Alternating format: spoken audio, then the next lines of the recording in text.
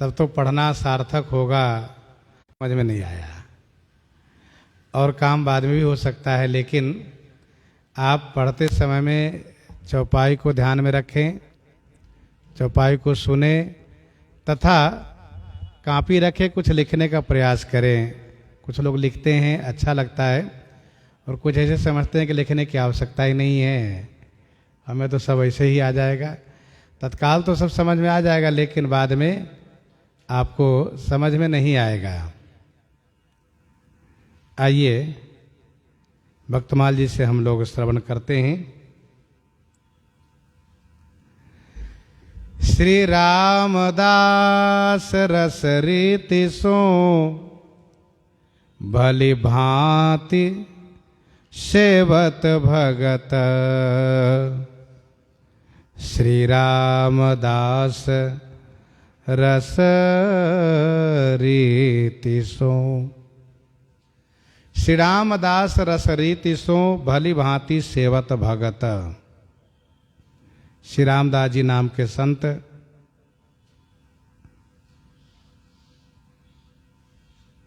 जो रस रीति माने वात्सल्य रस, मधुर भाव में डूबे रहते थे, और भली भांति सेवत भगत। भगत माने संतों को भली भांति सेवत, अच्छी तरह से सेवा करते थे। हमारे भगवान श्री रामानंदाचार्य की परंपरा में संत सेवा की बड़ी महिमा है। जितना अधिक मन संत सेवा में लगेगा उतना ही शीघ्र कल्याण भी होगा। संतों के प्रति अपार श्रद्धा हो, निष्ठा हो। भगवान श्री राम जी कहते हैं, सातम सम मोहिमय जग देखा, मोते संत अधिक करी लेखा। शीतल परम सुशील वचन कोमल मुख निकसे। वचन कोमल मुख निकसे।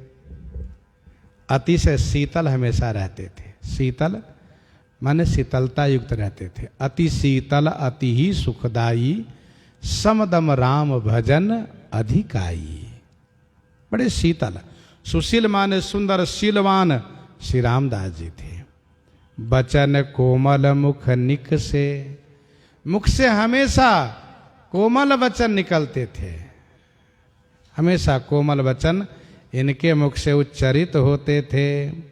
श्री रामदास जी के मुख से बोलनी ही और कछु, बोलनी ही और कछु, रसिक सभा की मानी, मतवारे समझे नहीं, मतवारे ले जानी। मतवारे ले जानी आन को वस्तु न सूझे, जो गूंगे की शयन को गूंगे ही बूझे। मीजी रहे गुरु कृपा, बचन रस गागरी ढोलनी, तनक सुनत गरि जात सयानप, अवलख बोलनी। वाणी ऐसी बोलिए मन की आपा खोए, औरों को शीतल करे आप ही शीतल होए। विचार पूर्वक कहीं सत्य प्रिय वचन विचारी, विचार पूर्वक सत्य वचन ही बोलना चाहिए। श्री रामदास जी महाराज हमेशा कोमल वचन बोलते हैं। भक्ति उदित रवि देख हृदय, बारिज जिमि बिकसै। जैसे सूर्य के उदित होने पर कमल विकसित हो जाते हैं, कमल खिल जाते हैं, वैसे ही श्री रामदास जी ऐसे संत के प्रेमी थे कि संत को देखते ही इनके मन में उल्लास होता था और ये कमल के जैसे खिल जाते थे। बड़े प्रसन्न हो जाते थे कि संत भगवान आ गए। अति आनंद मन उमगी संत परिचर्या करई, संत परिचर्या करई अति आनंद मन उमगी। मन में अतिशय आनंद भर जाता था श्री रामदास जी को संत के दर्शन करके, और वे अनुराग में उमड़ करके प्रेम में भर करके संत की परिचर्या में लग जाते थे। संत की परिचर्या माने सेवा में लग जाते थे।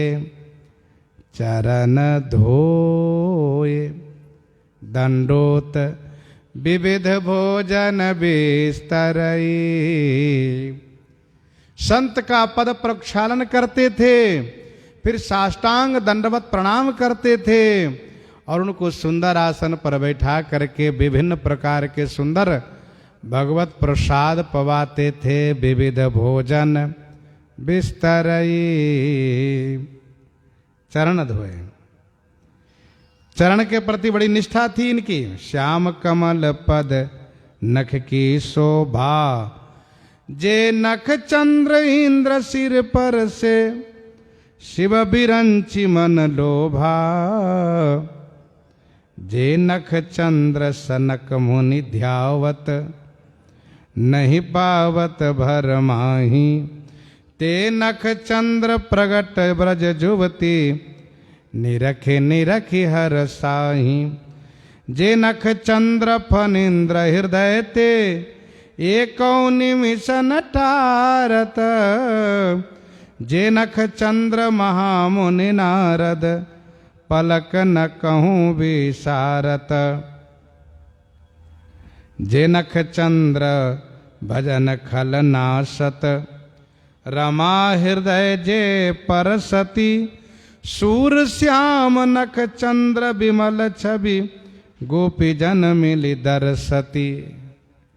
यद्यपि परम चपल श्री संतत, थिर न रहति कबहूँ।